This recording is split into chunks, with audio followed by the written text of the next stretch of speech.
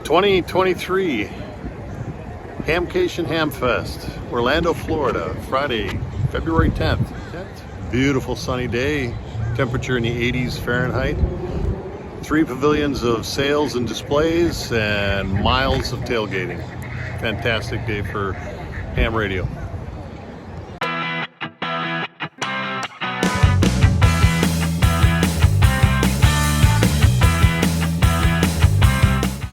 Despite the large crowd waiting to get in, the lines actually moved fairly quickly once they opened. We stopped for a quick glance at the layout of the Hamfest. Plenty of room for RV parking, plenty of room for car parking. Starting out in the East-West Hall, it's the largest of the 3 pavilions and has most of the big names, the major brands.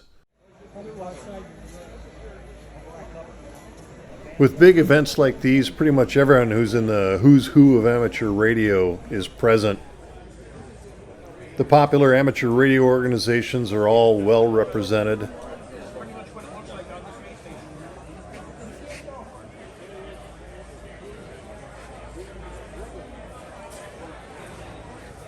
The big name ham radio vendors are all fully loaded for sales.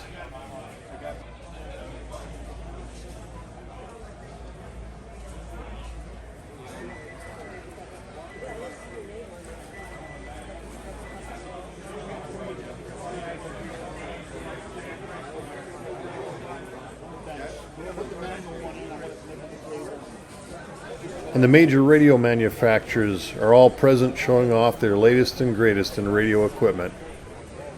2 major names in ham radio with some cross-aisle competition.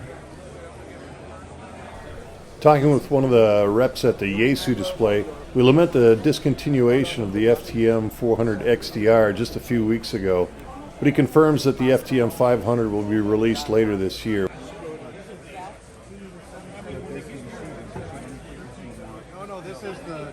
I'm super excited to see the upcoming production of the Icom IC905 super high frequency transceiver. Price and release date yet to be determined. When you come to these big amateur radio events, you'll quite often see some of the ham radio personalities that are popular on YouTube. Ray Novak's become the face of Icom in the United States. Or you might run across Jason KM4ACK.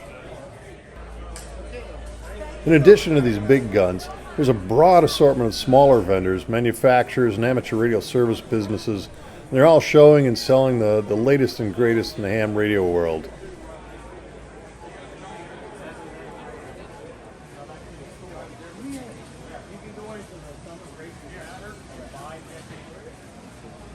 My favorite off-grid power source.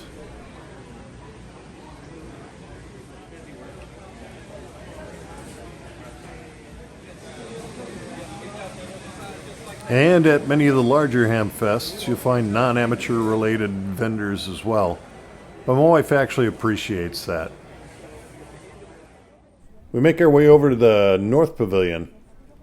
A few Hamcation administrative desks, as well as some vendor and organization booths. Not nearly as densely populated as the East-West Pavilion.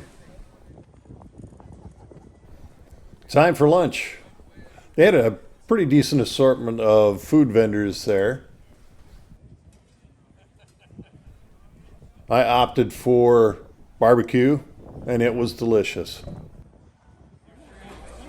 And we make our way into the final pavilion, the swap meet pavilion, and it had the typical assortment of amateur radio odds and ends, bits and pieces, the stuff you can't always find in the store. And lastly, we make our way outdoors to the tailgating area, which seemed to go on forever in almost every direction. Sprawling complex here. Massive space.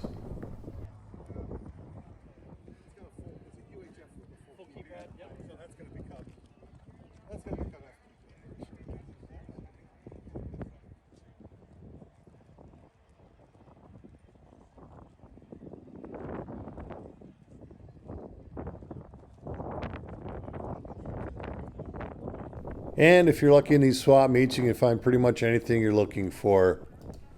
Relatively new radios, relatively old radios, older radios, and really old radios.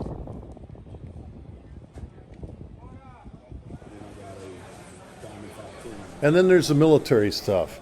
Stuff that mounts in vehicles, stuff that mounts in your back, stuff that mounts in your back or a vehicle, and stuff that mounts wherever you can figure. And then there's always oddities like this. I don't know what this is or what it's for, but I like it and I want it.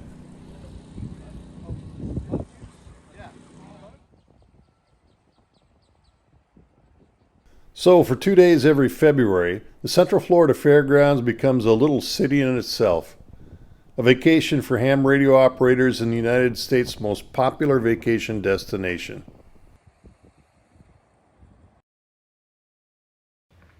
An added bonus. If you're having a tough time trying to convince your significant other to visit Hamcation, consider this.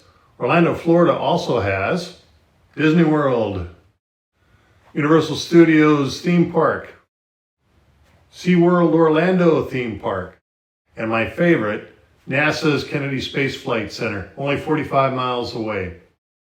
So you're not doing this just for yourself. You're thinking of your family. Anyway, I hope you get something out of the video. 73s, take care.